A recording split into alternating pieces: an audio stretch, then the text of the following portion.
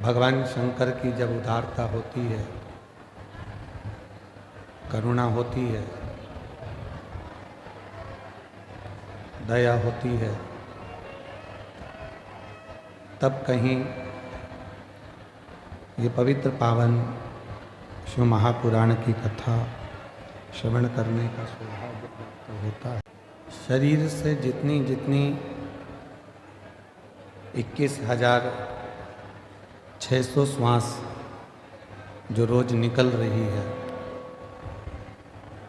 वो 21,600 श्वास में जो श्वास के रूप में प्रतिदिन निकल रही है, आ रहे और जा रहे हैं, वो शिव है, वो शंकर है।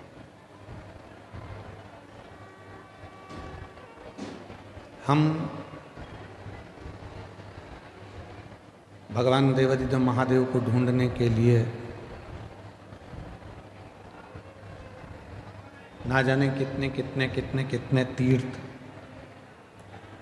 कितने धाम जाते हैं और उनको ढूंढने का प्रयास करते हैं।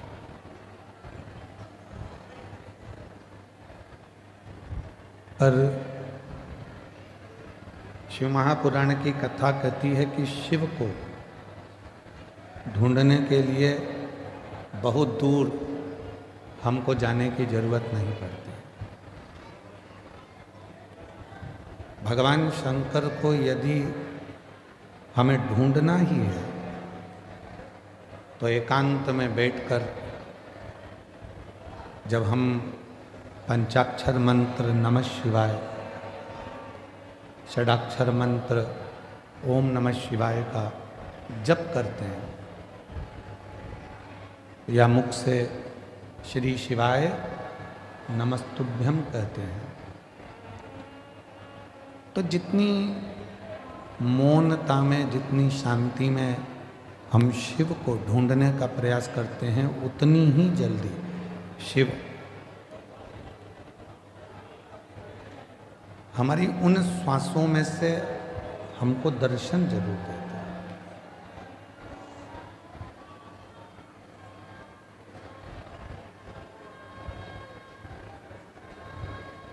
हम दूसरे को बोलते हैं कि ध्यान से पढ़ना,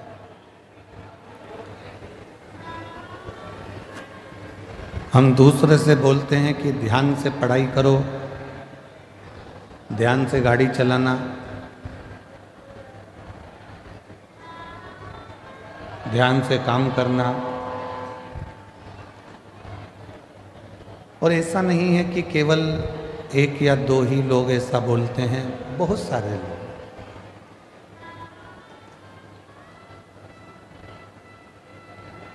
आप अपने बच्चों से भी कहते हो ध्यान से पढ़ो, ध्यान से पढ़ाई करो, ध्यान से गाड़ी चलाओ, ध्यान से काम करो। पर शिव महापुराण की कथा कहती है कि पहले हम दूसरे से कह सकते हैं कि ध्यान से काम करो, ध्यान से गाड़ी चलाओ, ध्यान से पढ़ाई करो, पर शिव पुराण की कथा कहती है कि पहले अपने को भी, अपने ऊपर भी ध्यान देना जरूरी है। कहीं हम अपने पथ से तो नहीं भटक रहे, कहीं हम अपने पथ से तो नहीं भटक रहे।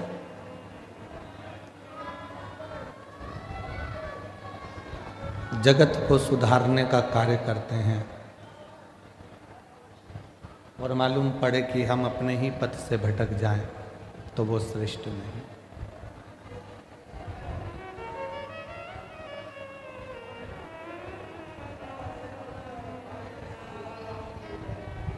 एक बहू सोचती है कि मैं मेरे घर में जाऊंगी ससुराल में, तो मैं मेरे ससुराल को सुधार दूंगी। सास सोचती है कि मेरी बहू कैसी भी आएगी मैं उसको सुधार दूंगी। पर शिव महापुराण की कथा कहती है, भगवान शंकर की कथा कहती है कि तुम्हें दूसरे को सुधारने की जरूरत ही नहीं पड़े। शिव महापुराण की कथा कहती है कि आपको दूसरे को सुधारने की जरूरत ही नहीं पड़े। जरूरत है हमें अपने आप को सुधारने की। जरूरत है हमें अपने आप को सुधारने की। गायत्री परिवार वाले कहते हैं हम सुधरेंगे, जम के बोलो, युग सुधरेगा। हम बदलेंगे, युग बदलेगा। अर्थात गायत्री परिवार में कहा जाता है कि हम सुधरेंगे, युग सुधरेगा, मतलब हमको सुधारना स्वयं को जरूरी है।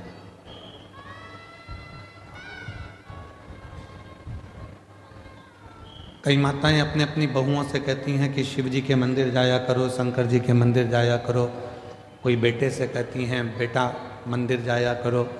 कोई पति से कहती हैं कि आप मंदिर जाया करो।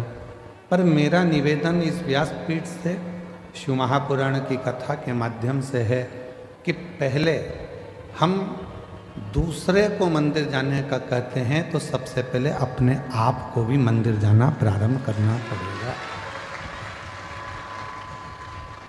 और जिस दिन हमने स्वयं मंदिर जाना प्रारंभ कर दिया, हमने जिस दिन स्वयं मंदिर में एक लोटा जल चढ़ाना शिव जी को प्रारंभ कर दिया, उस दिन धीरे धीरे धीरे धीरे हमारे घर के बच्चे, हमारे घर की बहुएं, हमारे घर के बेटे अपने आप उसी पथ पर चलने लगे।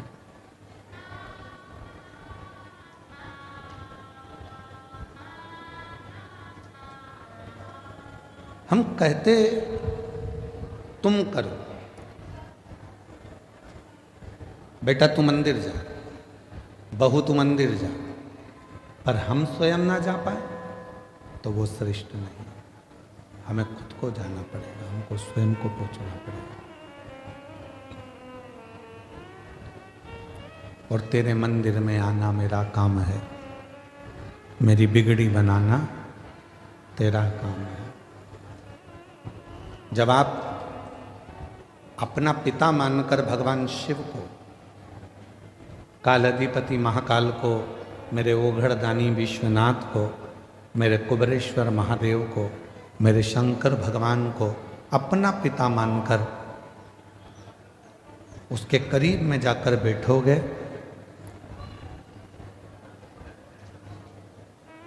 तो निश्चित है वो आपके मन की बात को सुनेगा। किसी ने कहा कि भगवान की क्या पत्थर की मूर्ति भी व्यक्ति की बातों को सुनती है?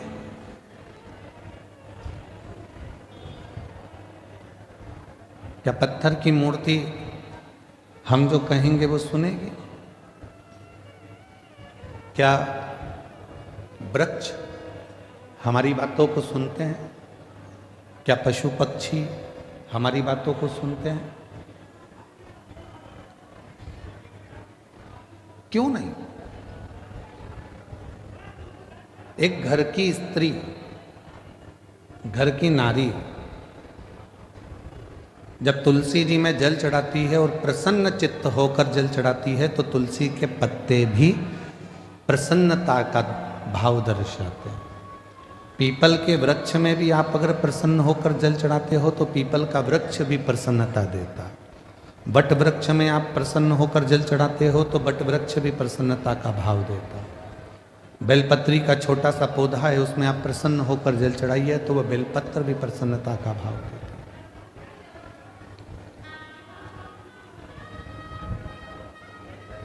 एक जीव, एक जंतु, पशु, पक्षी, वायुचर, जलचर, थलचर जितने भी हैं, चाहे वो मनुष्य हो, चाहे संसार के जितने भी जीव हों, वो सब यदि आप प्रसन्नता देते हो तो वो भी आपको प्रसन्नता जरूर प्रदान करते हैं। प्रसन्नता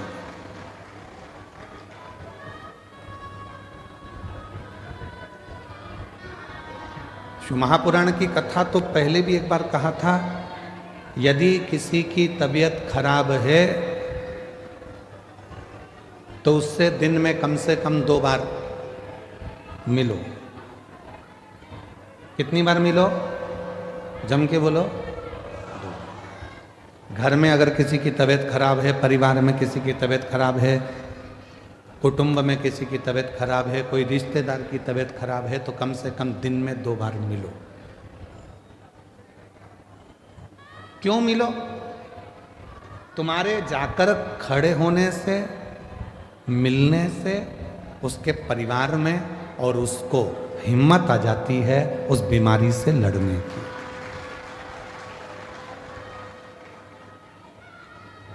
किसी की तबीयत खराब है तो दिन में जम के बोलो 2 बार मिलो। किसी का समय खराब है, बेकार समय चल रहा है, दुख की घड़ी चल रही है, कोई परेशानी आकर खड़ी हो गई है, तो शिव महापुराण की कथा कहती है उससे 3 बार मिलो। कितनी बार मिलना है? 3। तबीयत खराब है तो दिन में 2 बार मिलो, समय खराब चल रहा है तो दिन में 3 बार मिलो। कोई बात नहीं भैया, सब हो जाएगा, सब अच्छा समय आएगा, टेंशन मत लो।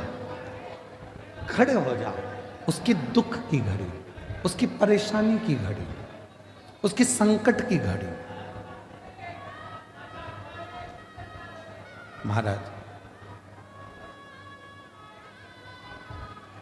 किसी की तबीयत खराब है तो दिन में 2 बार मिलो, किसी का समय खराब है तो दिन में 3 बार मिलो, और किसी की नीयत खराब है तो उसे सपने में भी मत मिलो। मान लो उसकी नीयत खराब है तो स्वप्न में भी उसको मत देखना, स्वप्न में भी उससे बात मत करो, मिलो ही मत। स्वास्थ्य खराब है, थोड़ा देर जाके मिल। आप लोगों से निवेदन है, आपके घर में बुजुर्ग माँ बाप रहते हैं, बूढ़े बूढ़े व्यक्ति रहते हैं, बेटों को फुर्सत नहीं है काम धंधे से, बहुओं को फुर्सत नहीं है अपने रसोई घर से और कार्य से, पर थोड़ा सा समय निकाल कर 2 बार कम से कम अपने बुजुर्ग माँ बाप से बात करा कर। माँ कैसी हो, पापा कैसे हो, भाई कैसे हो, बहन कैसी हो, 2 बार। समय खराब चल रहा है, दुख की घड़ी है, परेशानी की घड़ी है, कष्ट की घड़ी है, कोई समस्या बहुत ज़्यादा पड़ी हुई है, कोई बहुत दुख की घड़ी में, समस्याओं की घड़ी में लोग घिरे पड़े हुए हैं, कोई समस्याओं की घड़ी में लोग घिरे हुए हैं, तो उस समय पर, उस घड़ी में, उस पल में, उस समय में, उस समस्या की घड़ी में कम से कम उसको 3 बार जाकर मिलना चाहिए। 3 बार।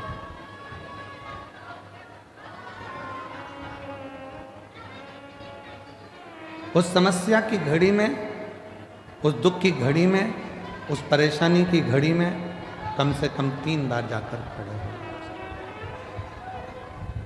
कुछ मत दो, पर खड़े होकर थोड़ी सी हिम्मत दो, थोड़ी सी। कुछ नहीं दे सकते मत दो, पर थोड़ी हिम्मत दो। क्यों चिंता करना, क्यों टेंशन लेना, क्यों दुखी हो? शिव प्रकट नहीं हुए।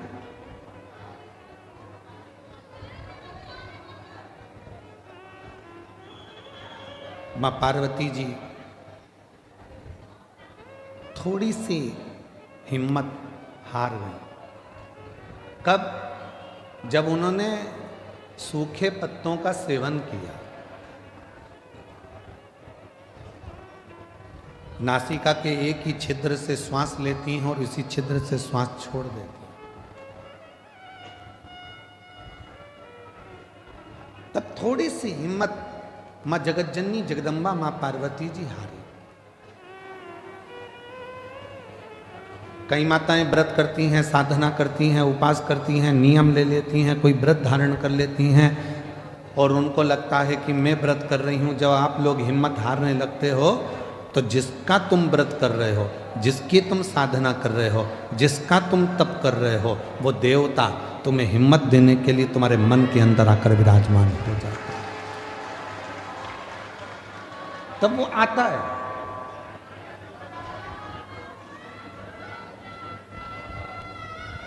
पार्वती मैया जब हिम्मत हारी तो भगवान देवाधिदेव महादेव माँ जगत जननी जगदम्बा पार्वती के सामने प्रकट।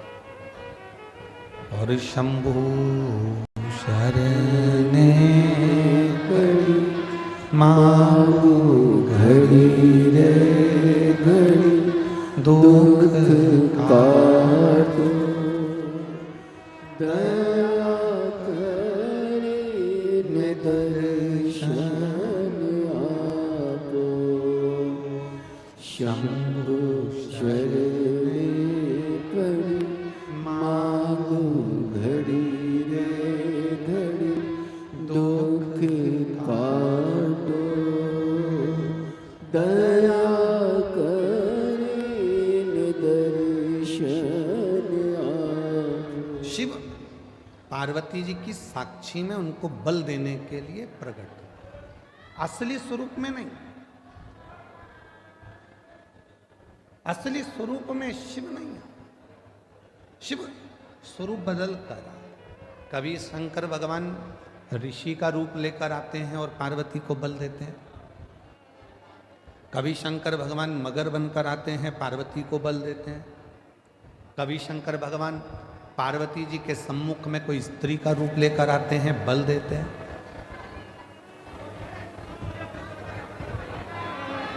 आप में से कई माताएं कहती हैं, कई जीजी कहती हैं, कई जीजा कहते हैं, कई बेटियां कहती हैं, कई बेटा कहते हैं, कई बुजुर्ग माँ बाप कहते हैं कि हम जब हिम्मत हारते हैं तो भगवान हमको हिम्मत देने क्यों नहीं आता।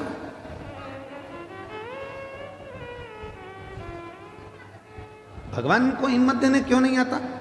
शिव महापुराण की कथा कहती है, जब आप हिम्मत हारते हो, परिवार के भले ना आए पर तुमने जो एक लोटा जल चढ़ाया है वो शंकर तुम्हारे सामने खड़े होकर रूप बदलकर किसी रिश्तेदार का स्वरूप धरकर, किसी परिचित का स्वरूप धरकर, कोई अपनों का रूप रखकर, कोई परिचित का रूप रखकर, कोई रिश्तेदार का रूप रखकर मेरा देव अधिदेव महादेव आकर हिम्मत जरूर देता है और तुमको जिंदगी जीने का एक तरीका सिखाता है।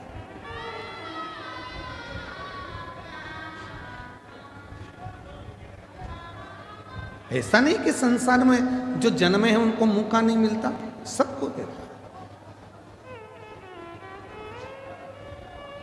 एक पशु है, मेरा देवाधिदेव महादेव उसको भी आगे बढ़ने का मौका देता। एक पक्षी है, मेरा महादेव उसको भी आगे बढ़ने का मौका देता। एक जीव जंतु है, मेरा महादेव उसको भी आगे बढ़ने का मौका देता। और एक सांसारिक मनुष्य है, उसको भी आगे बढ़ने का मौका मेरा देवाधिदेव महादेव देता। ऐसा नहीं है कि मेरे शिव जी मौका नहीं देते।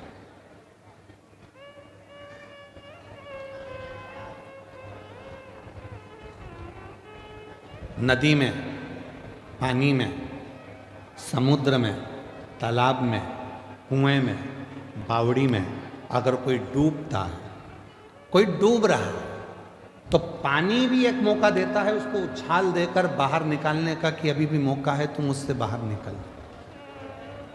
पानी भी मौका देता है।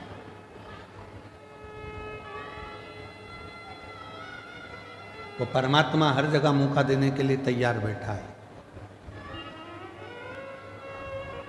संसार के बेटा बेटी कहते हैं, नवयुवक बच्चे कहते हैं, हम पढ़ पढ़ के थक गए, एग्जाम दे दे कर थक गए, हम कंपटीशन एग्जाम में बैठ बैठ कर थक गए, पर हमारा सिलेक्शन ही नहीं हो रहा। ऐसा नहीं है, तुम देते रहो, मेहनत करते रहो, अपनी पढ़ाई को 4 गुना बढ़ाओ, अपनी विद्वत्ता को 4 गुना बढ़ाओ, अपनी रात दिन एक कर दो और आखिरी में शंकर भगवान पर शहद लगाकर एक बेलपत्री समर्पित कर कर फिर परीक्षा में जाकर बैठिए, बाबा आपको सफलता जरूर देंगे, आपको सफलता मिलेगी। ऐसा कोई संसार में जन्मा नहीं जिसको परमात्मा ने आगे बढ़ने के लिए मौका नहीं दिया। उड़ने का मौका तो परमात्मा देते ही हैं। और अगर आप लोगों ने देखा हो, हम तो बड़ौदा में नहीं रहते, हम गुजरात में नहीं रहते, हम तो मध्य प्रदेश में रहते हैं, पर हमने वहाँ देखा है। आप लोगों ने यहाँ पर देखा है कि नहीं देखा मालूम नहीं। बारिश में एक होती है चींटी, एक होता है चीटा।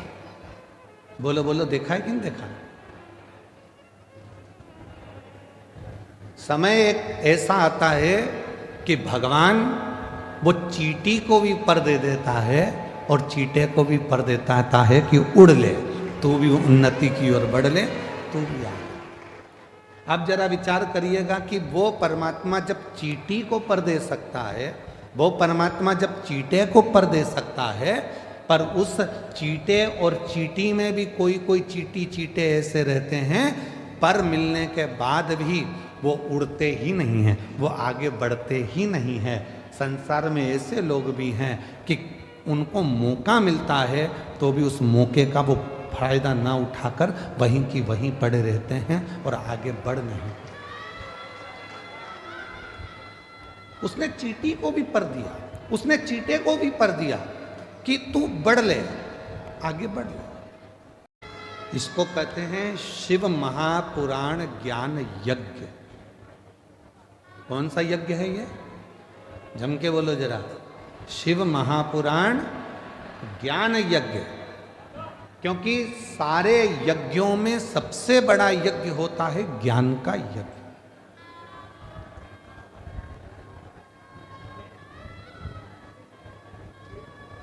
भजन संध्या कराई, रात को खूब नाचे कूदे, एंजॉय करा, पूरे होर्डिंग लगाए गए बड़े बड़े, भजन संध्या है, भजन संध्या है, भजन संध्या। चौकी बिठाई, आज चौकी है, आज भजन संध्या है, पूरी रात लोगों ने एंजॉय करा। ठीक है, भजनों में नाचे आप, ठीक है, पर ज्ञान क्या लिया? ज्ञान क्या प्राप्त किया? बड़े बड़े यज्ञ हुए, उसमें आहुतियां छूटी, बैठने वाले बैठे, खर्च करने वालों ने खर्च भी किया, बहुत बड़े बड़े बड़े यज्ञ हुए, पर उससे हमने ज्ञान क्या लिया?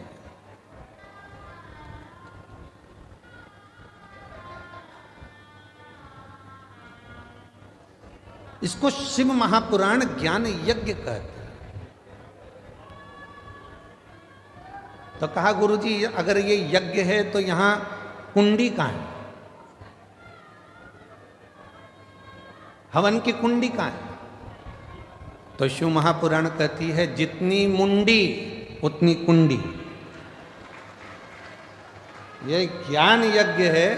इस ज्ञान यज्ञ में जितने जितने बैठे हुए हैं और जिन जिन के कानों में शिव महापुराण की कथा जा रही है, जितनी जितनी मुंडी है, जितने जितने शीश हैं, उतनी उतनी वो कुंडी है। ये ज्ञान उसकी बुद्धि में, उसके श्रवण शक्ति में जा रहा है, वो नेत्रों से दर्शन कर रहा है, हृदय में उतार रहा है, और एक ना एक दिन जो उसने ज्ञान लिया है उसकी जिंदगी में अगर उसने उतार लिया तो वो संकट से बचेगा और एक दिन मेरा भोले बाबा उसकी झोली खुशियों से भरेगा। ये वो यज्ञ है।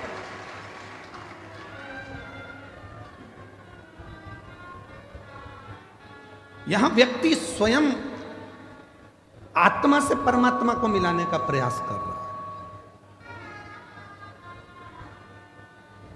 मन को परमात्मा से लगा रहा है।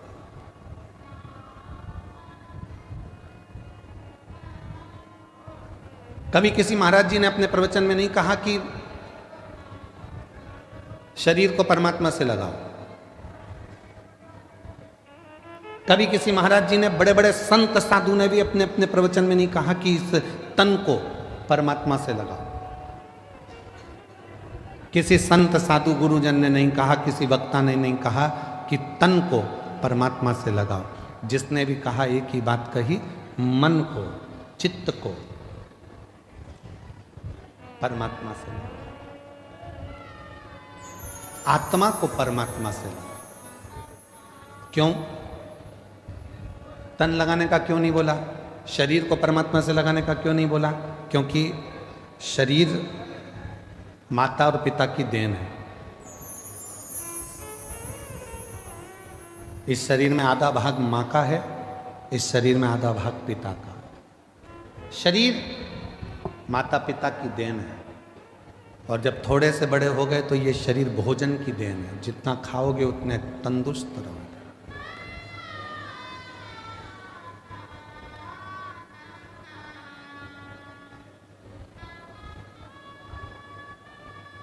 घर, जमीन, जायदाद, पैसा, धेला, शरीर, ये सब दूसरों की देन है, दूसरों।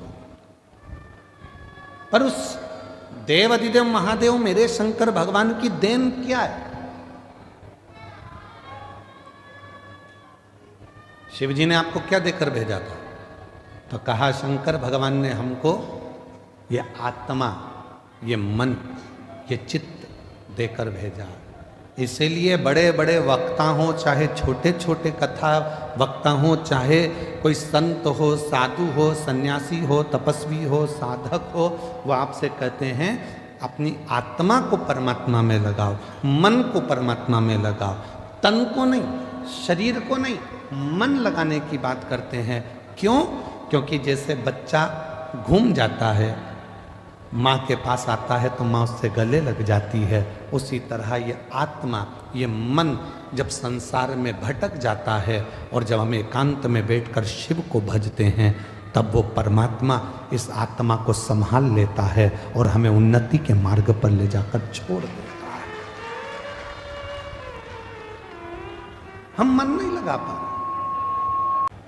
ये 2 दिन, एक छठा दिन, एक कथा का 7वां दिन, ये दोनों दिन इतने प्रबल होते हैं कि जो पंडाल में बैठकर बाबा से कहा जाता है, सुना जाता है, वो सब शिव 3 महीने के अंदर देते जरूर हैं। इसीलिए लाखों की संख्या में शिव भक्त यहाँ आते हैं, इसलिए लाखों की संख्या में पहुँचते। और उसमें भी हम हमारी बुद्धि को, अपने चित्त को, इधर कोई पानी देने आया, कोई टॉफ़ी देने आया, कोई सामान देने आया, भैया देना जरा, भैया देना जरा, भैया देना जरा। मांगना था उस भोलेनाथ से और मांगने में रहेगा दूसरे से। मालूम पड़ा करोड़ों का धन छोड़कर 2 रुपए लेकर साथ चले गए, तो क्या मतलब? छोड़ो।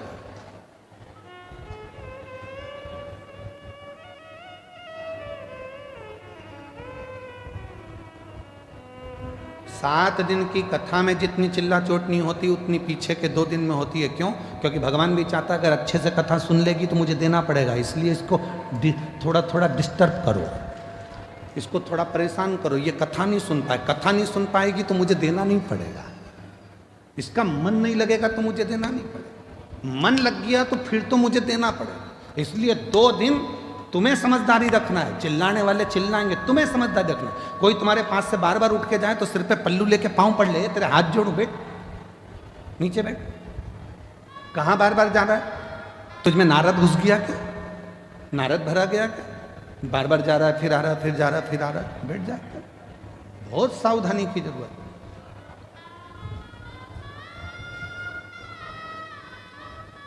पता नहीं वो तो माघ के महीने में बड़ौदा वालों पर भगवान शंकर की क्या कृपा होना है, इसलिए यीशु महापुराण की कथा हो गई, वो पता नहीं, पर हो गई है, प्राप्त हो रही है, उसको ग्रहण कर लो। जितना ले सकते हो ले लो, जितना बटोर सकते हो बटोर लो। पूरे कथा के बीच में बाबा से अपने मन की बात का स्मरण करते रहो, बीच बीच में उसको याद करते हुए तुम्हारे चित्त को, आनंद को उस परमात्मा से जोड़ते रहो। लगना चाहिए कि तुम्हारी रोमावली, हाथ की पाँव की रोमावली तुम्हारी खड़ी हो रही है, वो परमात्मा तुमको मिल रहा, वो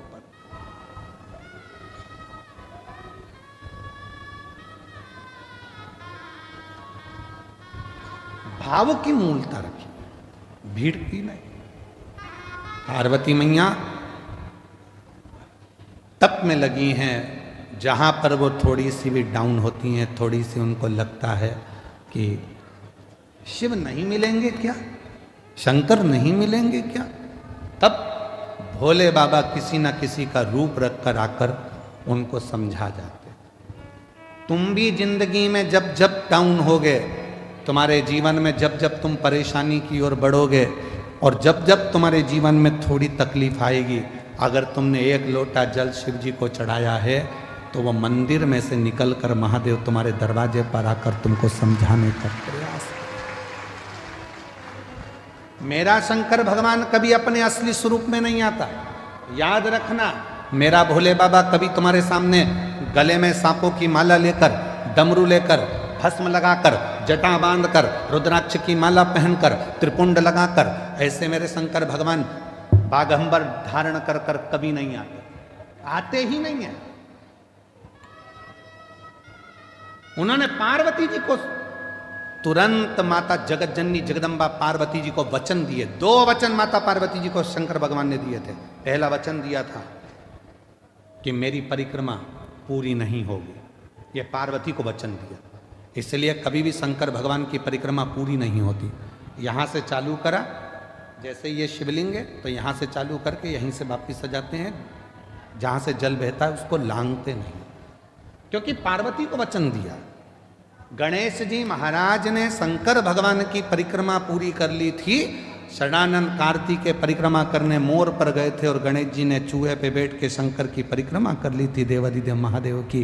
तो भगवान शंकर प्रसन्न होकर वर दे दिए थे कि तुम प्रथम गिनती में गिनाओगे गणेश, सारी दुनिया तुम्हारी पूजन करेगी। तब पार्वती का दिल दुख गया था। पार्वती ने कहा मेरा एक बेटा परिक्रमा करने मोर पर बैठ कर गया, दूसरे ने बुद्धि का परिचय दे दिया, चूहे पे बैठकर तुम्हारी परिक्रमा कर ली तो तुमने उसे वर दे दिया। मेरा एक बेटा तो दुखी होगा ना, माँ तो दोनों बेटे की सोचती है ना, और तुम्हारे लिए एक प्रिय हो गया। भोलेनाथ, आज ये पार्वती अपने पति से वचन मांगती है।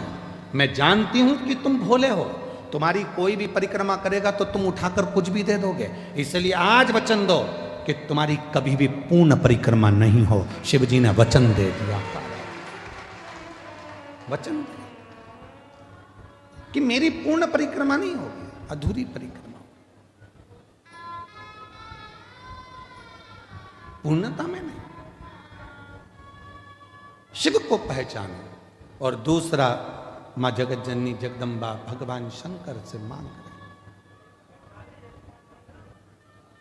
जब दुख की घड़ी, जब तकलीफ की घड़ी, कष्ट की घड़ी, तब आपको आना।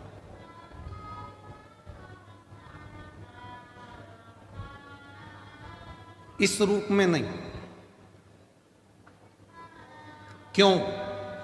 इस रूप में दिक्कत क्या है? गले में सांप पड़ा है, नीचे बाघंबर है, रुद्राक्ष की माला है, त्रिपुंड है, कंठ नीला है, भस्म चढ़ी है। इस रूप में क्यों नहीं? पार्वती जी ने कहा मैं तुम्हें बताऊंगी, समय आने दो। समय आया। भगवान राम जी का प्रागट्य हुआ। शंकर भगवान दर्शन करने के लिए गए तो कौशल्या मैया ने शंकर भगवान को राम जी का दर्शन नहीं किया। फिर द्वापर आया, भगवान कृष्ण का प्रागट्य हुआ। भगवान शंकर फिर दर्शन करने के लिए गए तो यशोदा मैया ने लाला का दर्शन नहीं किया।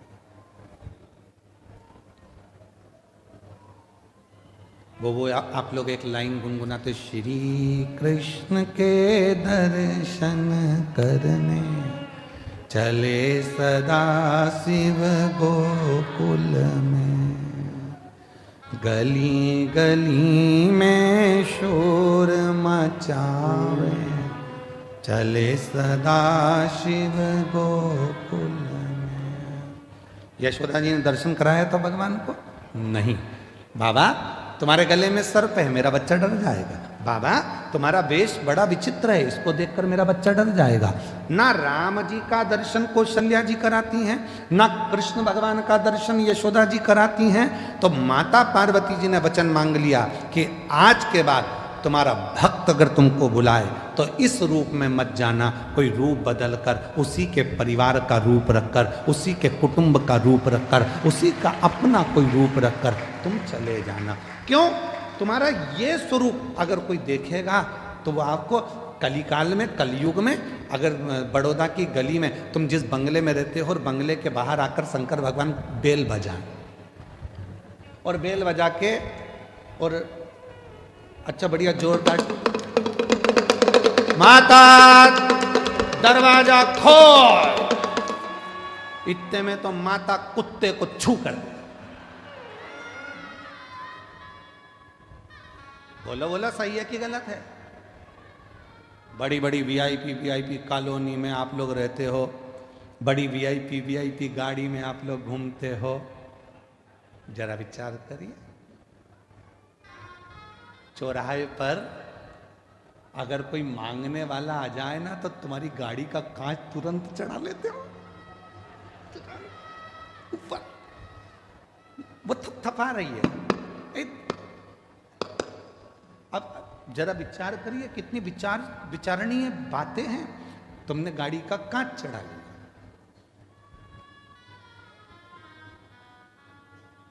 और तुमने क्या कहा, मैं जब जब यहां से निकलती हूं ना, ये रोज भिखारियों ने ऐसे ही मांगने आते हैं। तुम तो इंसान थे जो तुमने गाड़ी का कांच चढ़ा लिया और रोज रोज मंदिर में जाकर भगवान, एक आध दिन भगवान कांच चढ़ा लिया तो तुम इंसान थे, उसने चढ़ाया तो फिर अभी छत्तीसगढ़ में एक कोई मंत्री, अब तो नहीं है वो मंत्री, पर उन्होंने बहुत बड़ी बात कह दी थी, उस पर हमारी बात पे कटाक्ष भी हुआ। उन्होंने कहा भगवान को भोग लगा, भगवान को तो राजसी ठाट मिलता है, भगवान के तो कपड़े बदले जाते हैं, भगवान को चांदी की थाली में भोजन मिलता है, भगवान तो भगवान है, खड़े रहते हैं। तो हमने उससे कहा कि एक काम करो, हम भगवान को हटा देते हैं, तुम खड़े हो जाओ, तुम खड़े। बहुत कठिन है महाराज। ये प्रसंग भी एक बार आया है। एक भक्त ने भगवान से कह दिया था, तुम कितने आराम से रहते हो, पंखा चलता रहता है, बढ़िया बढ़िया कपड़े पहन के आशीर्वाद देते रहते हो और मुस्कुराते रहते हो, सोने के जेवर, सोने के आभूषण, चांदी के बर्तन में भोजन, लोग तुम्हारी आरती उतारते हैं। एक दिन भगवान ने कहा कि तू खड़े हो जा मेरी जगह, हाँ, अगर मुझ में सुख दिख रहा है तो तू खड़े हो जा, तो कौन सी बड़ी बात है, हटो। भगवान हट गए। मैं जैसा खड़ा हूं वैसे की वैसी खड़े हो ना, थोड़ा सा मुस्कुरा, और थोड़ा मुस्कुरा, हल्की सी स्माइल और दे, बस ठीक है, बिल्कुल एक जैसे पांव रख, सामने देखते रहे, बस इसी खड़े रहे।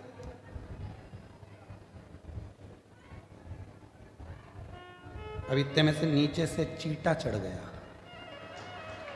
चींटा।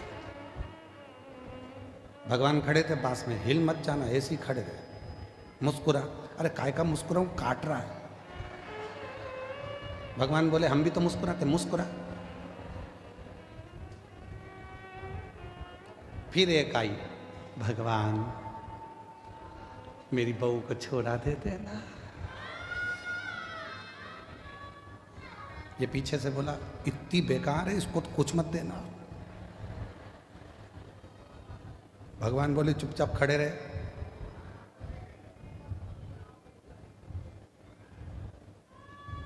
सुबेरे की आरती हुई, पंडित जी ताला लगा के चले गए। ये बोला हट जाऊं, भगवान बोले काहे को, मैं हटा था, मुस्कुरा। तो क्या अब तो कोई देख ही नहीं रहा, तो मुस्कुराऊं काहे को, मुस्कुरा। शाम को पंडित जी आए, उन्होंने फिर आरती मारती करी, चांदी की थाली में भोजन लाके दिखाया। भूख लग रही है, भगवान बोले मैं खाता था, बस देखता था, देख ले, खाने को नहीं मिलेगा, मुस्कुरा। 2 दिन में चक्कर खा के नीचे गिर गया, भगवान के चरण पकड़कर बोला मैं इंसान ही रह सकता हूं, तू भगवान ही रह सकता। मेरे बस की बात नहीं है दुनिया के दुखड़े सुनना, ये मेरे बस की बात नहीं है। मैं मेरे बहुओं के दुखड़े सुन लूँ, परिवार के दुखड़े सुन लूँ, वही काफ़ी है। तेरे पास तो दुनिया के इतने लोग आते हैं, दुखड़ा रोते हैं, और तू कितनी कृपा करता है तो भी मुस्कुराता रहता है। भगवान कहते हैं मैंने दुनिया में सबको मुस्कुराहट दी है, केवल प्रसन्न रहकर दुख कटता रहता है, दुख कटता है। और शिवजी ने पार्वती जी को भी यह प्रसंग सुनाया। एक बार तुमरुका जी आए और तुमरुका जी ने आकर कहा कि ब्रह्मा जी को सृष्टि की रचना का भार आपने दिया। शंकर जी बोले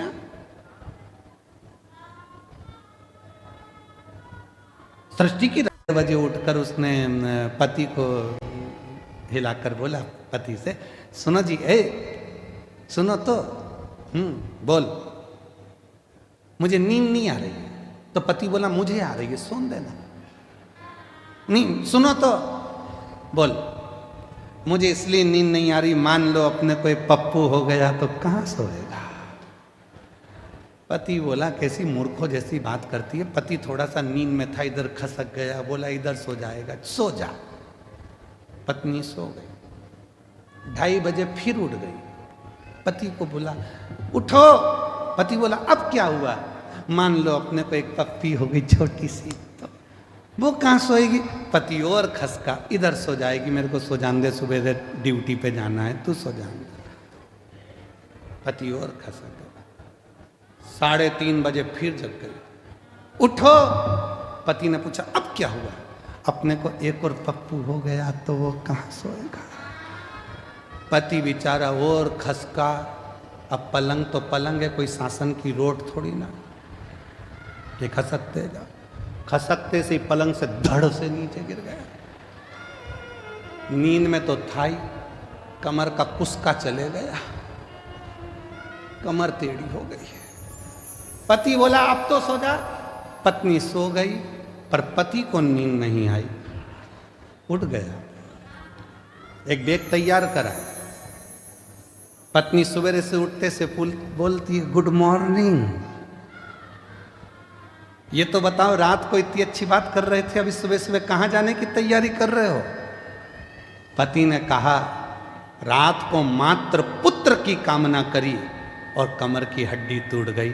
अगर वो पुत्र पैदा हो गया तो ना जाने कौन कौन सी हड्डी तोड़ेगा।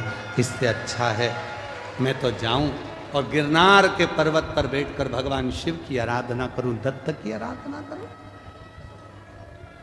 ज्ञान कभी भी पैदा हो सकता है, ज्ञान कहीं पर भी प्रकट हो सकता है, बस उसको लेने वाला चाहिए। और भगवान शिव कह रहे हैं तुमरुका जी से, प्रकृति में ऐसा कोई नहीं है जो हमको ज्ञान नहीं देता।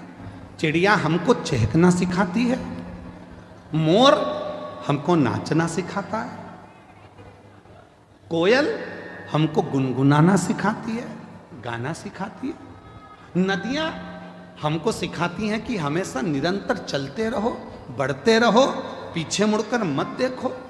पर्वत सिखाते हैं कि तुम्हारी उन्नति तुम्हारे हाथ में है, मेरे जैसे विशाल बन जाओगे, बढ़ते रहो। समुद्र तालाब सिखाते हैं कि जितना मैं गहरा हूं उतनी जिंदगी में तुम गहराई को धारण करो।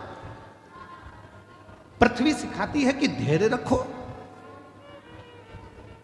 संसार में जितने जीव जंतु हैं, संसार में जितने भी जीव हैं, वो सब हमको सिखाते हैं। जो निर्जीव हैं वो भी सिखाते हैं, वो हमको सिखा रहे हैं, पर हम सीखने को तैयार नहीं है।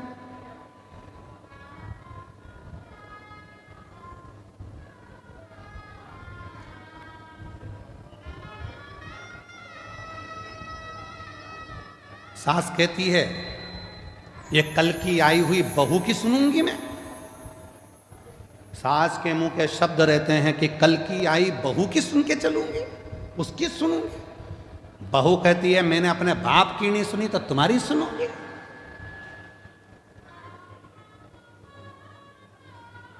बेटा कहता है मैं तुम्हारी नहीं सुनूंगा ऑफिस में। बाप कहता है मैं बेटे की नहीं सुनूंगा, मैंने पाल पोस के बड़ा करा है, दुकान मेरी है, व्यापार मेरा है, मैं नहीं सुनूंगा। बेटा कहता है मैं बाप की नहीं सुनूंगा। दोस्त दोस्त से कहता है भाई मैं तेरी सुनने वाला नहीं हूं। समाज के लोग एक दूसरे से कहते हैं समाज में हमारा भी वजूद है, हम नहीं सुनेंगे तेरी। कोई किसी की सुनने को तैयार नहीं है तो क्या सियोर वाला महाराज सुनेगा? कोई किसी की नहीं सुन रहा, सब अकड़ में मैं नहीं सुनूंगा, मैं नहीं सुनूंगा, मैं नहीं सुनूंगा, मैं नहीं सुनूंगा। कौन सुनेगा? किराया दे दिया करो, सियोर वाला महाराजा जाएगा, बड़ौदा में सुन के चले जाएगा, उसमें क्या दिक्कत? एक सुनने वाला भी रख लो जो तुम्हारी सुने। अकड़ को त्याग दो। शंकर भगवान ने पार्वती को अपना बनाने से पहले कामदेव को जलाकर भस्म कर दिया, क्योंकि जहां काम होता है वह अहम भी आता है। जहां काम होगा वहां हम आएगा। किसी किसी के मन में विद्या का अहंकार हो जाता है। लंकापति रावण को देखो ना, उसने भी कह दिया था मैं विभीषण की सुनूंगा, विभीषण की, ये मुझे सुनाएगा। फिर एक दिन कह दिया ना ना तुम चुप रहो, मैं तुम्हारी भी नहीं सुनूंगा। मंदोदरी से कह दिया तू मेरी पत्नी है, मैं तेरी सुनूंगा। और किसी की नहीं सुनी तो आखिरी में पूरा लंका जल के भस्म हो गई, परिवार नष्ट हो गया, बर्बाद हो गया लंकापति रावण। इसलिए शिव महापुराण की कथा कहती है शंकर जी के परिवार में ऐसा नहीं है कि कोई किसी की नहीं सुनता। शिव के परिवार में शंकर भगवान की सब सुनते हैं, इसलिए शिव परिवार श्रेष्ठ माना गया। इसलिए शिव परिवार श्रेष्ठ माना गया। गणेश जी भी शंकर जी की सुन रहे हैं, पार्वती जी भी शंकर जी की सुन रही है, कार्तिकेय भी शंकर जी की सुन रहे हैं, सर्प भी सुन रहा है, मोर भी सुन रहा है, चूहा भी सुन रहा है, नंदी भी सुन रहा है, शेर भी सुन रहा है। और अगर शेर नहीं सुनता शंकर भगवान की तो शंकर भगवान का क्या बागंबर होता?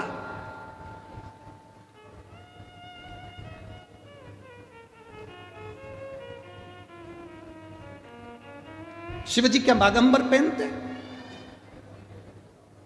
ये तन पर भगवान शंकर के जो बागंबर आया, जिस बागंबर पर शिव जी बैठते हैं, शेर की खाल पर बैठते हैं, शेर की खाल बागंबर भगवान तन पर धारण करते। किसने किसने किसने दिया उनको? एक दिन पार्वती जी बोल दी भगवान शंकर से चौसर खेलना है। शिव जी ने कहा खेल लो, आओ चौसर खेलो। अब पत्नी है, धर्म पत्नी है, बैठ के बातचीत चले, दोनों के विचारों का आदान प्रदान हो।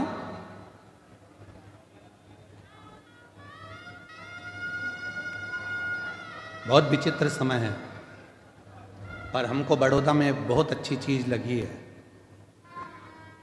जो हमको देखने को मिला उसमें हमको बड़ी प्रसन्नता लगी। बड़ौदा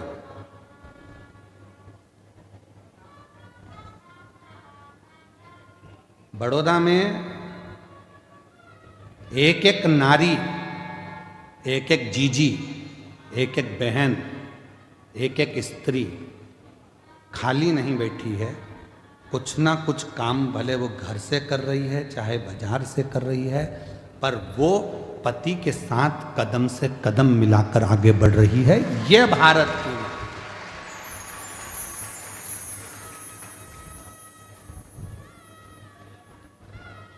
और पति कह दे कि मैं बड़ा, तुमसे बड़ी है वो। क्यों? रोटी बनाती है और रोटी कमाने जाती है। बनाती भी है और कमाने जाती भी है। बहुत अच्छा लगा। कई माताएं घर में ही फाफड़ा बना रही है, पैकेट पैक करके बेच रही हैं। कोई कुछ बना रहा है, कुछ बनाकर बेच रहा है। अभी एक भैया जी आए थे, उनकी धर्म पत्नी वो गाय के गोबर के श्रृंगार कुछ गाय आदि बनाती हैं, गणेश जी बनाती हैं, वो बेच। सबका अपना अपना कर्म, प्रसन्नता है। और कहीं कहीं की ऐसी भी हैं जो बेवकूफ बनाती हैं, ऐसा भी है। काम कुछ नहीं है और पूछो तो जैसे ही काम कुछ नहीं, और मायके से फोन आ जाए, बेटा क्या कर रही थी? मम्मी इतना काम, इतना काम, इतना काम, इतना काम, पूछो मती। तो तूने करा क्या बेटा? आज बर्तन वाली नहीं आई क्या? मम्मी आई थी, मांझ के चली गई। तो भोजन बनाने वाली नहीं आई क्या? मम्मी आई थी, बना के चली गई। फिर पोछे वाली नहीं आई क्या? नहीं मम्मी आई थी, पोछा लगा कर चली गई। फिर काम क्या था बेटा? बच्चे स्कूल गए क्या? हाँ। उनका टिफिन किसने बनाया? मम्मी, वो हमारी सासू जी ने बना कर दे दिया था। फिर बेटा काम क्या था जो तू थक गई? मम्मी, आज इंस्टाग्राम पर रील अच्छी नहीं आई, आज इंस्टाग्राम पर रील अच्छी देख देख के मैं मोबाइल को थक गई, पर एक भी नहीं आई। थक गई, बस इतना सा काम किया बेटा। तो भी माँ कह रही है, इतना क्यों लोड लेती है? फेसबुक क्यों नहीं देख लेती है? माँ कह रही।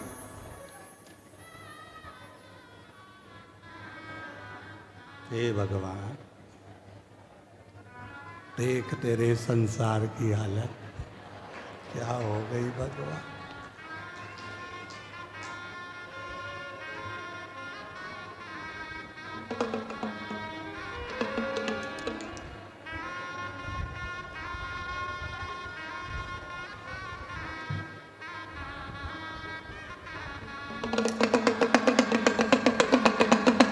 जाग जाओ, मौका है, जाग। ये मौका बार बार नहीं आने वाला, अभी भी मौका है, जाग जाओ। थक गए, उससे भी कह दिया करो, बेटा आज तू थकी हुई दिख रही है, कोई टेंशन है क्या बेटा? उसको उसकी माँ की याद नहीं आएगी, सास ही माँ बन जाएगी तो उसकी जिंदगी खुश है। मुझे तकलीफ है क्या बेटा? मीठे दो बोल चल, मीठे दो, और कुछ नहीं। और मेरा बहुओं से भी निवेदन है, तुम्हारी सास को भी तुमसे ना धन, ना दौलत, ना संपदा, केवल उसको शुरू से उसको सम्मान मिला है, इसलिए दो शब्द सम्मान के दिया करो तो वो बुजुर्ग माँ बाप भी आपके अपने। सम्मान, आदर।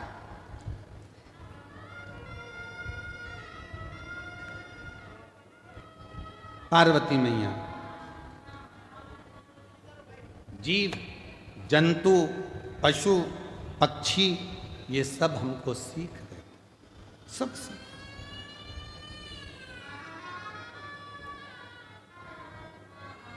ऐसा कोई नहीं है जो हमें सीख ना दे, बस लेने वाला चाहिए कि हमको उससे कितना ग्रहण करना, हमने कितना प्राप्त करना, हम कितना लेना चाहिए।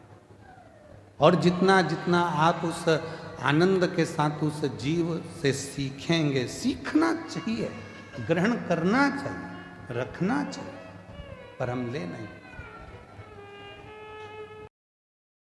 अपने आप को हमें सुधारना। शिवजी, आप इस स्वरूप को धरकर मत जाना, दर्शन नहीं मिलते। यशोदा जी ने आपको दर्शन नहीं दिया कृष्ण का, इसलिए शंकर भगवान अपने असली स्वरूप में नहीं आते, स्वरूप बदल गए। और इसीलिए शायद आप लोगों श्रवण करे होंगे कि जब दर्शन नहीं मिला था तो अगली बार भगवान शंकर आए तो रूप बदल गया। रूप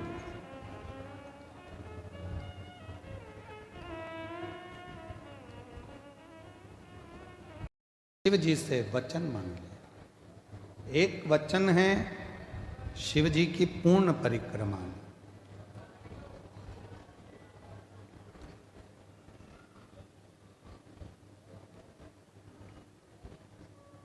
दूसरा वचन है कि अपने स्वरूप को त्याग कर जाओ। और जो जीव है, जंतु हैं, पशु हैं, पक्षी हैं, वो सब शिव के हैं। पार्वती जी ने कहा मेरे साथ में बैठकर चौसर खेलो, भगवान शिव चौसर खेलो।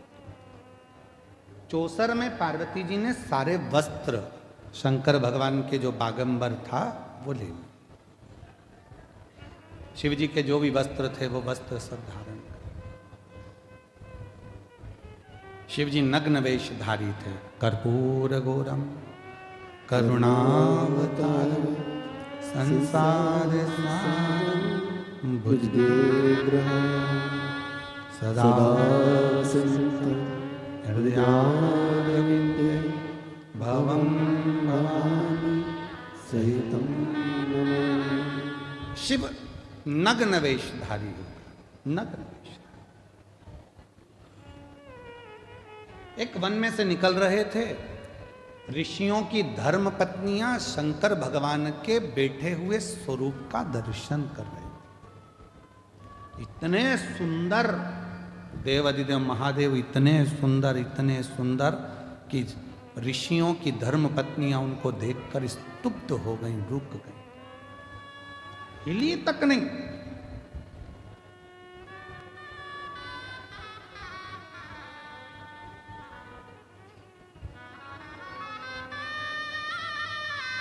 इतनी सुंदर है तेरी प्रतिमा, इतनी सुंदर, तू कितना सुंदर होगा, तू कितना सुंदर होगा। नाम है तेरा तारणहारा, कब तेरा दर्शन होगा।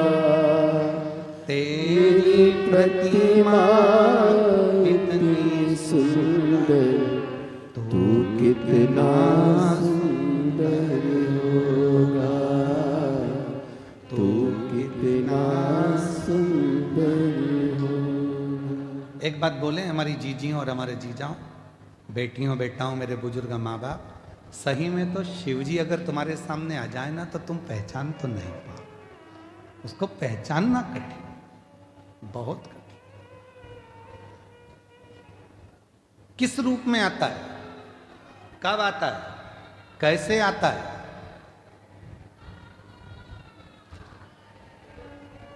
किस रूप में आएगा, कब आएगा, कैसे आएगा, कोई नहीं पहचान। एक पत्र आया है, बहुत अच्छा है, देखिए। कहीं बैठी हो तो हाथ हिला सकती है।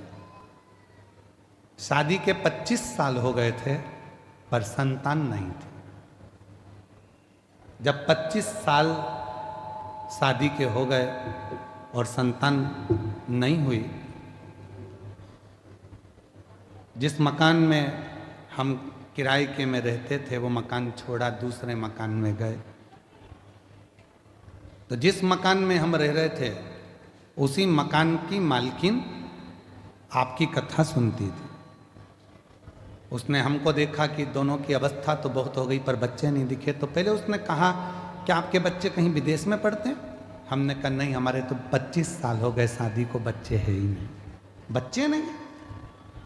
तुम वो सियोर वाला महाराज कथा कहता है सुनते हो? नहीं।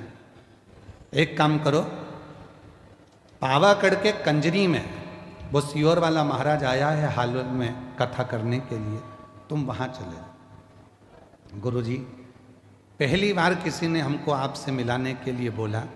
मैंने अपने पति से कहा कि चलो वो कथा सुनने चलते हैं। पति ने कहा इससे तो ढेर महाराज आते हैं, क्यों वो मकान मालिक के कहने में पड़ी है, रहने दे। फिर भी ना जाने क्या हुआ और मेरे पति ने हाँ भरी और हम दोनों पावागढ़ की कंजरी में कथा सुनने के लिए पहुंच गए। पंडाल में बैठकर कथा सुनी, वहाँ की मिट्टी को गर्व से लगाया और सीहोर पहुंचकर रुद्राक्ष ले लिया। वहीं से हम सीहोर चले गए, रुद्राक्ष लिया, कंकर शंकर पूजन करी और वहां से आ गए। मेरा पति बोला कि 25 साल से कितने डॉक्टरों को दिखा लिया और तू भी वो सीहोर वाले बाबा के चक्कर में पड़ी है, चल। पति का मन सीहोर में भी नहीं लगा क्योंकि उसने इतने डॉक्टर दिखा चुका था 25 साल में। आ गए वहां से एक कंकर, मैंने पति को भी नहीं बोला और चुपचाप से बैग में रख लिया। उसको लाके कटोरी में रखकर उस पर जल चढ़ाती, पूजन करती, रुद्राक्ष का पानी पीती, पति को भी पिलाती। मुझे मालूम था पति नहीं पिएगा तो मटके में, हंडे में उस पानी को डाल देती। और बाबा की ऐसी कृपा हुई गुरुदेव, बाबा की कृपा से 27/12/2024 को शिव जी की कृपा से 25 साल के बाद संतान की प्राप्ति हुई। 25 साल के बाद मुझे औलाद की प्राप्ति हो गई। कहीं बैठे हों तो हाथ हिला सकते हैं, और अगर बैठे हों तो आ सकते हैं। एक पत्र बड़ा सुंदर है। गुरुजी, मेरा नाम रवि राठौड़ है, पत्नी का नाम सोनल राठौड़ है। कहीं बैठे हो राठौड़ जी, आ सकते हैं। मेरा फ़ोन नंबर ये है। बड़ौदा की रहने वाली हूँ। मेरी शादी को कई साल हो गए। हमने 1-2 साल 3 साल तक तो इलाज करवाया, फिर आखिरी में हार गए तो झोलियाँ भरवाई, गोदी भरवाई, पर उसका भी कोई रिजल्ट नहीं आया। तब हमने फिर दिखाना भी बंद कर दिया। एक डॉक्टर की सूचना मिली, वहाँ पहुँचे तो उन्होंने IVF का बोला, वो भी करवा के देख लिया तो भी औलाद नहीं। 2022 में किसी के कहने पर पहली बार कुबरेश्वर धाम गए। वहाँ रुद्राक्ष लिया, तांबे के लोटे में उसको गला देते, सफ़ेद आंकड़े के जड़ वाला उपाय किया, पशुपति नाथ का व्रत किया, और एक बार नहीं, कम से कम पशुपति व्रत मैंने 4-5 बार कर लिया। 2 बार मैं कुबरेश्वर धाम जाकर बाबा की कंकर लेकर आ गई, और बाबा की ऐसी कृपा हो गई गुरुदेव कि बाबा ने मेरे गर्भ से एक नहीं 2 पुत्रों ने जन्म लिया, और बाबा की कृपा से मेरे घर में 2 पुत्र जन्मे, जिनके जब वो कृपा करता तो उसके आगे फिर किसी की नहीं चलती, किसी की। बोल बम का नारा है, सारी समस्या का हल, श्री शिवाय नमस्ते। वो कृपा कर सुख देता। शिव जी का स्वरूप देखा ऋषि पत्नियों ने, बड़े सुंदर था। स्तुब्ध रह गई, खड़ी की खड़ी रह गई। पति ढूंढते ढूंढते आए, और उन्होंने जो अपनी पत्नियों को लेकर गए, गुस्सा आ गया पतियों को। ऋषियों ने पहचाना नहीं भोलेनाथ जी कि ये शंकर भगवान। और ऋषियों ने एक विचार करा, ना जाने कौन पुरुष आया है, और हमारी घर की स्त्रियां उसको देखकर उसकी ओर आसक्त हो रही। आया तो है, पर वो जीवित ना बचे, उसके लिए कृत्य किया जाए। जिस मार्ग से वो निकल कर जाएगा, उस मार्ग में एक खड्डा खोद दिया जाए।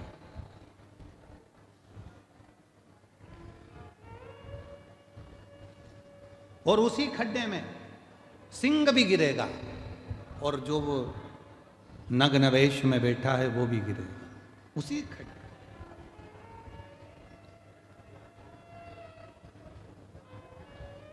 भोले बाबा जा रहे थे, उनकी तो लीला थी, खड्डे में गिर गए।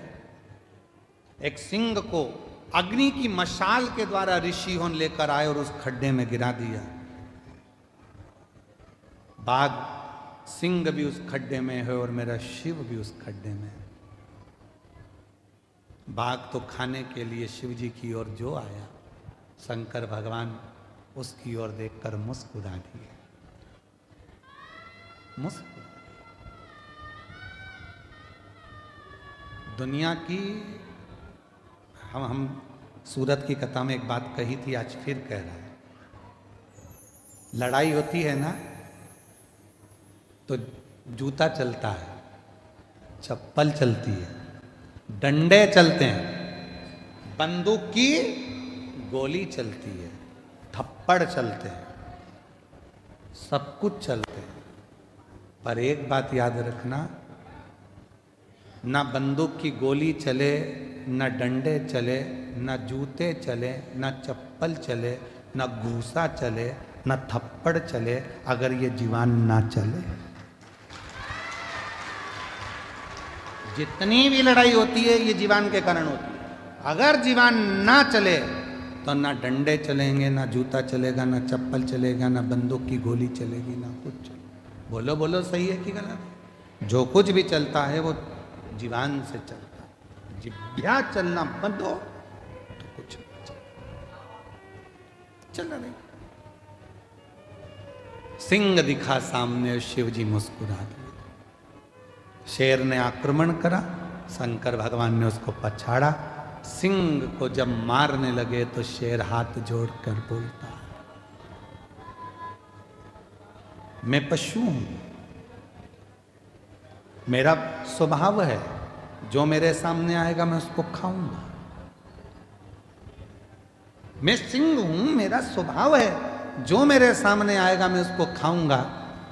जैसे मेरा स्वभाव है आपको खाना, उसी तरह आपका भी तो स्वभाव है अपने भक्त को क्षमा कर देना। वो स्वभाव तो आपका। और कृपा की ना होती जो आदत तुम्हारी, तो सुनी रहती अदालत तुम्हारी।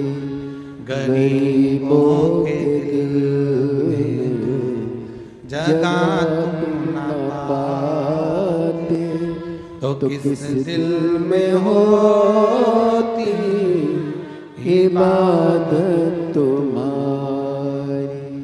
तो किस दिल में होती इबादत तुम्हारी। कृपा तुम्हारी ना हो।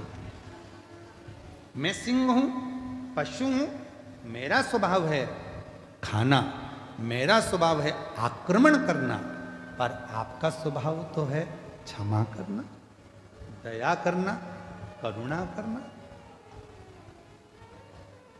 आप करुणा करिए, दया करिए, क्षमा करिए।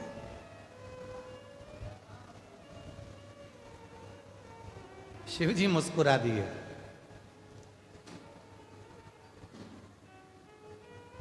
क्या चाहते हो? मैं मरूं आपके हाथ से, मैं आपका स्पर्श हो जाए तो मैं आपके साथ जिंदगी भर रहूं। मैं नहीं रह सकता तो मेरी खाल आपके तन पर डले।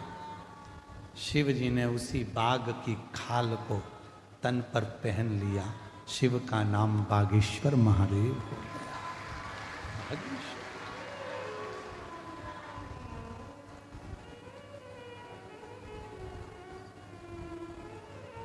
बाघ की खाल को जो धारण कर लेता है, स्वरूप उसका। दुनिया को लगता है कि शिव जी से मांगेंगे शंकर भगवान सुनेंगे, ना सुनेंगे, देंगे ना देंगे। पर शिव पुराण की कथा कहती है, एक बच्चे ने पत्र लिखा है। अच्छा देखिए,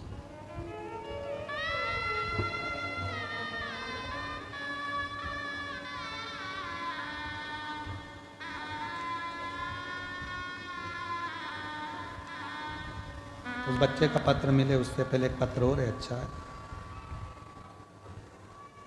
मैं अर्चना पंचाल, पति ललित पंचाल, कहीं बैठे हों अर्चना जी, ललित पंचाल, लोहारिया तहसील गढ़ी, जिला बांसवाड़ा, राजस्थान की निवासी हूँ। कहीं बैठी हों तो बेलपत्र लेने के लिए आ सकते। एक लोटे जल और भोले बाबा पर विश्वास का फल बताना चाहते हैं। गुरुजी, मेरे सीने में 5 साल तक दर्द रहा। मैंने बहुत हॉस्पिटल दिखाया, परंतु जांचें कराई, पर बीमारी का पता नहीं चला। और डॉक्टर जो दवाई देते खाती तो तकलीफ बढ़ती थी। फिर 2025 में मैंने सीने की सीटी स्कैन कराई, तब पता चला कि फेफड़ों में अंदर की तरफ 2 गठाने 5-5 mm की है। तब मैं बहुत घबरा गई। गुरुजी, मेरे छोटे छोटे बच्चों का क्या होगा अगर मुझे कुछ हो गया? यही सोचकर मैं रोती थी। एक दिन मेरी माँ ने मुझे बोला, सीहोर वाला बाबा को कथा सुन। मैं रोज टीवी पर कथा सुनती। मैंने और मेरी माँ ने पशुपति व्रत किया। मेरे पति रोज मंदिर जाते और मंदिर की सफाई करते। रुद्राक्ष का जल शिवजी पर चढ़ाकर वहीं नंदी के पास बैठकर जल तथा बेलपत्र खाती। और कुछ महीनों के बाद मैंने डॉक्टर को फिर बताया। डॉक्टर ने कहा, जब आपकी गठाने नहीं, अब आपकी गठाने नहीं है। मुझे अब दर्द भी नहीं होता और मेरे फेफड़ों में जो गठान थी वो पूरी की पूरी गल गई। मैं बाबा को यहाँ प्रणाम करने के लिए आया हूँ। एक पत्र और है बड़ा सुंदर।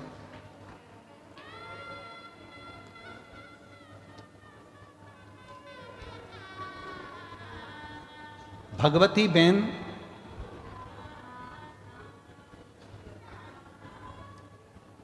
बेन पढ़ो जरा। चरेश कुमार भावसार, रत्न दिए सोसाइटी, आगे आप पढ़ लो थोड़ा सा, ठीक है। जिला अरावली, ठीक है। और गांव का नाम कुछ लिखा है, वो हमको पढ़ने में नहीं आ रहा। तुम लोग पढ़ के बोलो जरा, है थोड़ा सा, ठीक है। जिला अरावली, अगर कहीं बैठी हो तो आ सकती हैं। मेरे बच्चे के 25 साल का मेरा लड़का, 26 साल का मेरा लड़का है, जिसको सोराइसिस की बीमारी बहुत सालों से है। उसके शरीर में, उसका जो पूरा शरीर है, खुजा खुजा कर उसके शरीर में सोराइसिस इतनी ज़्यादा थी कि पूरा शरीर उसका सड़ जाता था, खालें निकलती रहती थी और पूरा शरीर बेकार हो जाता था। ऐसा कोई डॉक्टर नहीं रहा जिसका इलाज नहीं करवाया। डॉक्टर ने कहा ये सोराइसिस की बीमारी मरते दम तक रहती है, छूटेगी नहीं। फिर मेरी एक पड़ोसन ने कहा, वो सियोर वाला बाबा कथा में कहता है, एक लोटा जल सारी समस्या का हल। मैंने अपने बेटे से कहा कि तू चिंता मत कर, चल एक बार सीहोर चलते हैं। सीहोर लेकर आई, वहाँ का रुद्राक्ष लिया, कंकर शंकर की पूजन करी और जल कुंदकेश्वर महादेव के नाम से बेटे को पिलाने लगी। बाबा मैं नहीं जानती रुद्राक्ष सीहोर क्या रुद्राक्ष में है क्या, पर आज मेरा बेटे के पूरे पाँव, पूरा शरीर सोराइसिस की बीमारी से सही हो गया। मैं बाबा को प्रणाम करने के लिए यहाँ आई हूँ। ये शिव की उदारता, ये शंकर की कृपा और शिव की करुणा। एक पत्र और बड़ा सुंदर है, वही बच्चे का जो मैं ढूंढ रहा था, वो पत्र अभी मिला। मेरा नाम समाधान भाई दास पाटिल है। मैं शिवनगर हाउसिंग बोर्ड पांडेसरा सूरत का निवासी हूँ। कहीं बैठे हों तो हाथ हिला सकते हैं। गुरुदेव, शिवजी पर चढ़ाया बेलपत्र का क्या बखान करूँ। मेरा भांजा दर्शक भारत पाटिल, उम्र 11 साल है। दीपावली के 5 दिन पहले उसके गर्दन में गठान दिखी और गठान की आकृति बढ़ती चली जा रही थी। बहुत सारा इलाज करवाया पर कोई आखिरी तक निर्णय नहीं निकला। सूरत के सिविल हॉस्पिटल में लेके गए तो डॉक्टर ने कुछ और ही बता दिया। गुरुदेव, मेरी बहन घबरा गई। मैंने दीदी को एक ही बात बोली, बाबा है संभाल लेगा। दीदी बोली मैं रोज मंदिर जाऊंगी। तभी बाबा के मंदिर जाकर जल चढ़ाना प्रारंभ करा। शिवजी ने जो परीक्षा ली है, बाबा उसको अच्छा करेगा। डॉक्टर ने तो कह दिया था ये गठान अच्छी नहीं है और इस गठान की मैं, डॉक्टर कहता है कि जांचें होंगी। घबरा गए। एक हॉस्पिटल में फिर दिखाया, उसने भी यही बोला। एक बेलपत्र रोज खिलाने लगी और शिवजी को जल चढ़ाकर पिलाने लगी। दूसरी बार फिर हॉस्पिटल लेकर गए और गठान दिखना बंद हो चुकी थी। डॉक्टर ने कह दिया अब इसके गले में गठान नहीं है, ऑपरेशन की भी जरूरत नहीं है और इसकी बीमारी ठीक हो गई है। मैं बाबा को यहाँ नमन करने के लिए आया। शिव शिव है, ओघड़दानी ओघड़दानी, शंभु शंभु है। उसने बाघ की खाल को भी अपने तन पर धारण कर रखा। अगर उसने केवल विनय करी, निवेदन, केवल विनय।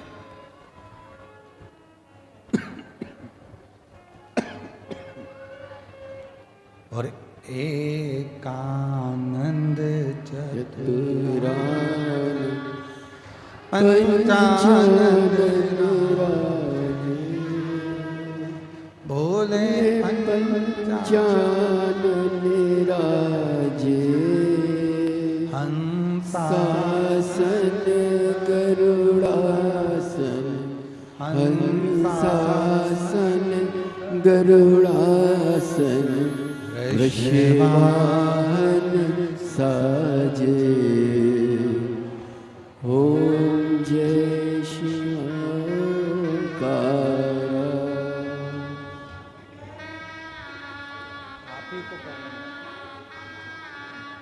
इसी बेटी के फेफड़ों में गठाने हो गई थी। डॉक्टर ने बहुत कुछ बता दिया था। शिव पर भरोसा करा और बाबा की कृपा से पूरी गठाने अंदर ही गल गईं और बेटी ठीक है। एक बार जोरदार ताली बजाओ।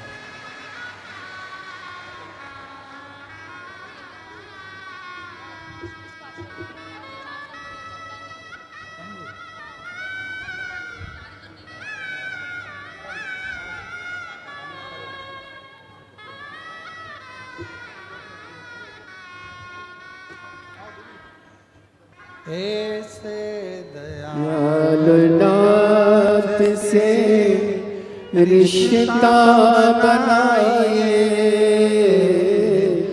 ऐसे दयालुनाथ से रिश्ता बनाइए,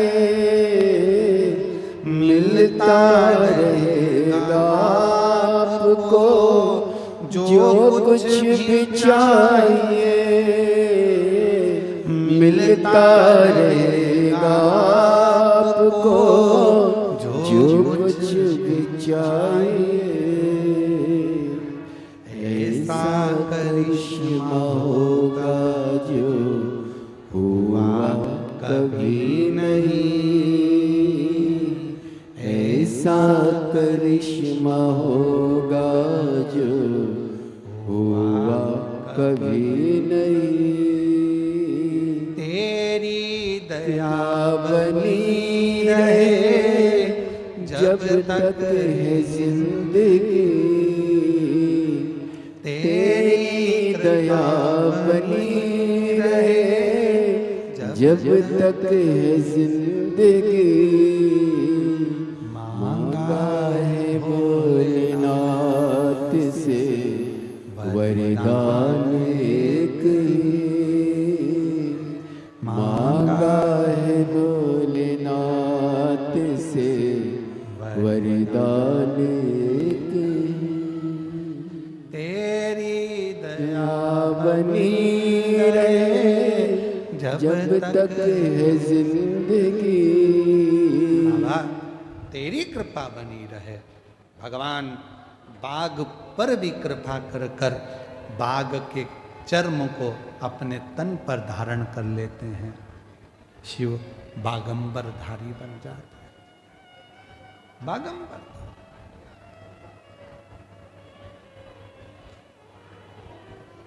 कई माताएं कहती गुरुजी बेलपत्र नहीं हो तो नहीं है तो कोई बात नहीं। कई माता कहती हैं अगर बेलपत्र मिली ही नहीं चढ़ाने के लिए तो मत होने दो।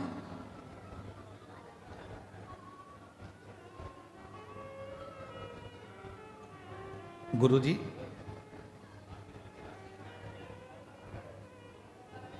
जल भी नहीं हो तो मत होने दो,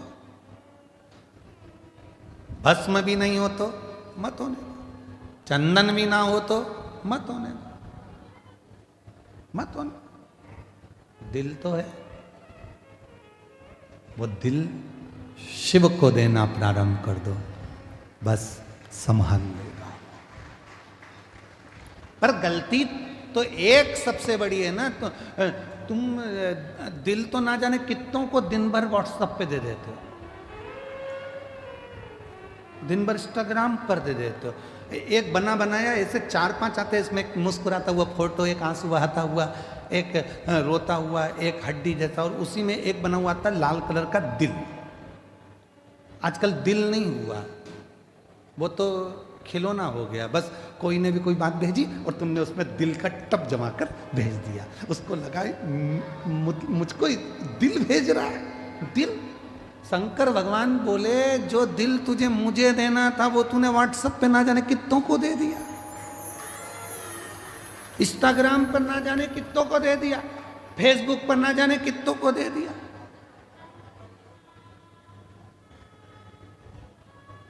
और वही दिल दे देकर व्यक्ति फिर डिप्रेशन में चले गया। फिर वही बात है ना, आज के ज़माने में इंटरनेट है, सोफा सेट है, डाइनिंग सेट है, हाफ सेट है, फुल सेट है, बस आदमी अपसेट है। सब कुछ है पर व्यक्ति सेट ही नहीं होता। कब से खड़ी हूँ झोली पसार, क्यों ना सुने तू मेरी पुकार।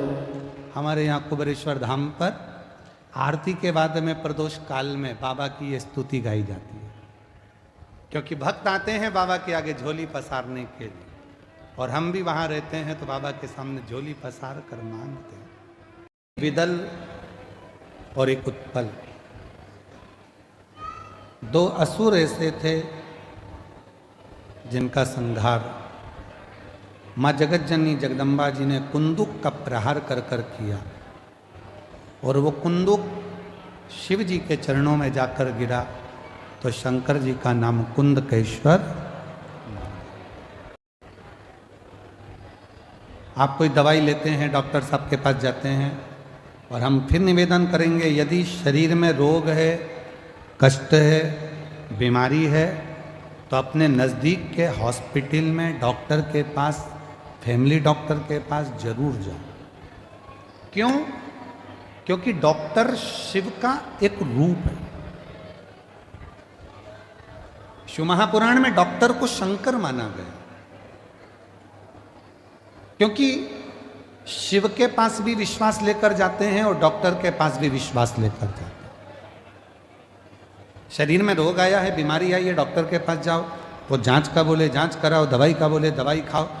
यदि दवाई शरीर में नहीं लग रही है तो कुंदकेश्वर महादेव का नाम लेकर उस दवाई को खाना प्रारंभ करो।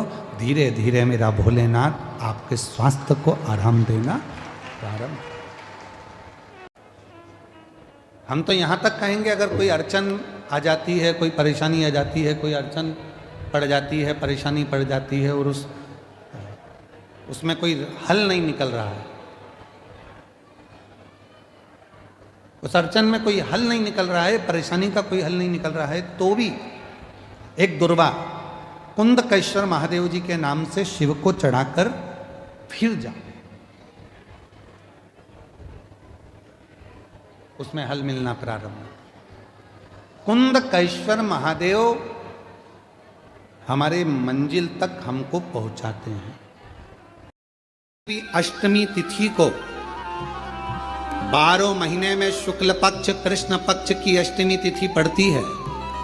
यदि किसी भी अष्टमी तिथि को अगर किसी ने नियम बनाया 5 अष्टमी का, 8 अष्टमी का, 7 अष्टमी का, एक कनेर का पुष्प शिवजी के शिवलिंग को समर्पित करना, अशोक सुंदरी के स्पर्श करना, और जो जलाधारी होती है, जैसे ये शिवलिंग है, ये जलाधारी है, तो पहले शिवलिंग पर स्पर्श, फिर अशोक सुंदरी का स्पर्श, फिर जलाधारी पर कनेर का पुष्प शिव जी की ओर मुख कर कर, अर्थात जैसे मानो ये कनेर का पुष्प है, तो ऐसा शिवलिंग का स्पर्श करते हुए जलाधारी पर जो समर्पित करता है, भगवान शंकर उसके मन की कामना को पूर्ण जरूर करते हैं। एक कनेर का